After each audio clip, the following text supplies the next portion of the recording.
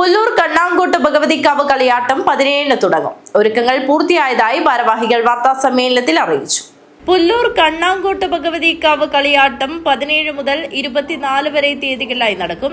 17-ന് രാവിലെ 7:30-ന് കുലകൊത്തൽ ചടങ്ങ്, 9:30-ന് അടയാളം കൊടുക്കൽ, രാത്രി 7:30-ന് മാതൃസമിതിയുടെ തിരുവാതിര, 8-ന് കാഞ്ഞങ്ങാട് പാർത്ഥസാരഥി ഭജൻസിന്റെ ഭജനാമൃതം, 19-ന് രാവിലെ 10:30-ന് കലവറ നിറയ്ക്കൽ ഘോഷയാത്ര, മാച്ചിപ്പുറം ചാമുണ്ടേശ്വരി ഗുളികൻ ദേവസ്ഥാനം, മധുരമ്പാടി മുത്തപ്പൻ മടപ്പുര, ഉദയനഗർ വരയിലം അയ്യപ്പ ഭജനമന്ദിരം എന്നിവിടങ്ങളിൽ നിന്ന് പുറപ്പെടും. 10:30-ന് കലശാഭിഷേകം, തുടർന്ന് ബിജു മാരാർ പെരുതടിയുടെ സോപാന സംഗീതം, ഉച്ചയ്ക്ക് അന്നദാനം, വൈകിട്ട് 6 മണിക്ക് പുല്ലൂർ മോഹനമാരാരും സംഘവും തായമ്പക അവതരിപ്പിക്കും. 21-ന് വൈകിട്ട് 6 മണിക്ക് കാഴ്ച സമർപ്പണ ഘോഷയാത്ര, വേലാശ്വരം വ്യാസേശ്വരം ശിവക്ഷേത്രത്തിൽ നിന്നും ഘോഷയാത്ര പുറപ്പെടും. തുടർന്ന് 23-ന് ഉച്ചയ്ക്ക് 12 മണിക്ക് തെയ്യം കൂടൽ, വൈകിട്ട് 6 മണിക്ക് ഇരട്ടക്കുട്ടിച്ചാത്തൻ, കുളിച്ചുതോറ്റം, അന്തിക്കോലം, അന്തിഗുളികൻ, ഭൈരവൻ, രക്തജാതൻ, പൊട്ടൻ തെയ്യം എന്നീ തെയ്യങ്ങൾ അരങ്ങിലെത്തും.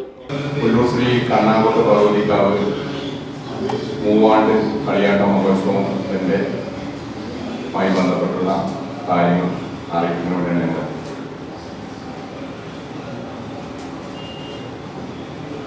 കണ്ണാങ്കോട്ട് ഭഗവതിക്കാവ് കളിയാട്ട മഹോത്സവം 17, 19, 21, 23, 24 തീയതികളിൽ വിവിധ പരിപാടികളോടുകൂടി ആഘോഷിക്കുകയാണ്. 17-ാം തീയതി കുലകൊത്തലും അതുപോലെ തന്നെ അടയാളം കൊടുക്കലുമാണ്. 19-ന് പ്രതിഷ്ഠാ ദിനം. പ്രതിഷ്ഠാ ദിനത്തിന് പൂജാതി കർമ്മങ്ങളും കൂടാതെ ചില കലാപരിപാടികളും കൂടിയാണ് നടത്തുന്നത്. ദേവസ്ഥാനത്ത് നടത്താൻ പറ്റുന്ന തിരുവാതിര, അതുപോലെ തന്നെ ഭജൻസ് ഇതെല്ലാം കൂടിയാണ് അന്ന് ആഘോഷിക്കുന്നത്. 21-ാം തീയതി കാഴ്ചവരവാണ്.